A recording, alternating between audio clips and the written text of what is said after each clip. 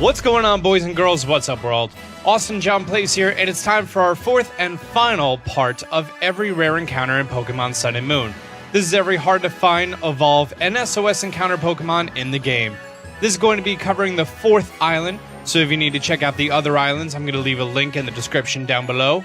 And like the other videos, I'm not going to be covering common Pokemon or ones that appear on the previous islands.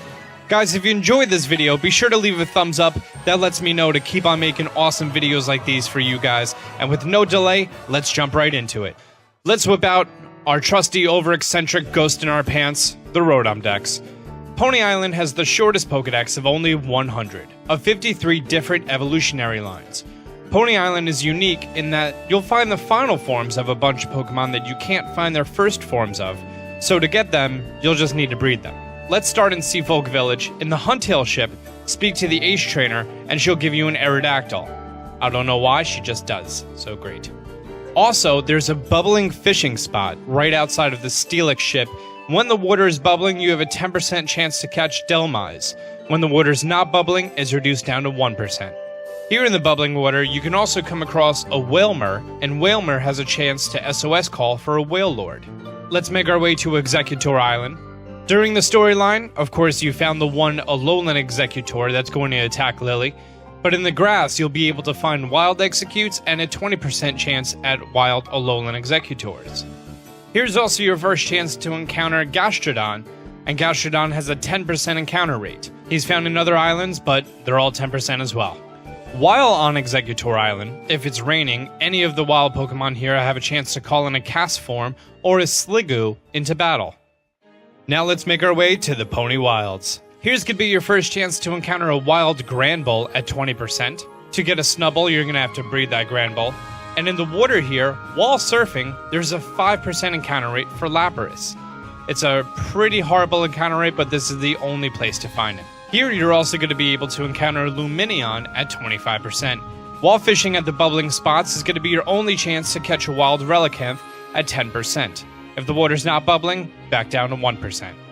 Now, when we make our way to the vast Pony Canyon, anytime that you're in the outside areas, you're going to be able to encounter Lycanroc, its midday form and midnight form, 20% depending if it's day or night. For Rockruff in your game, it can only evolve into one possible type. The midday form for Pokemon Sun, and midnight form for Pokemon Moon. However, here, you can catch the opposing form.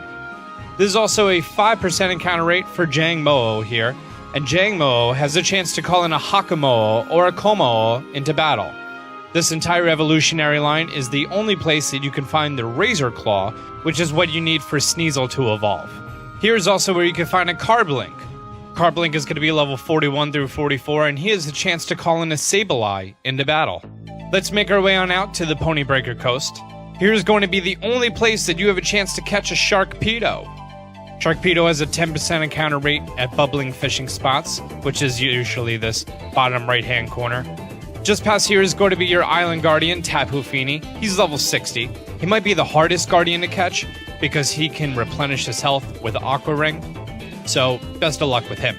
Let's make our way on north to Pony Grove. Here is going to be a 10% encounter rate for Pinsir, if you didn't get him while in the lush jungle.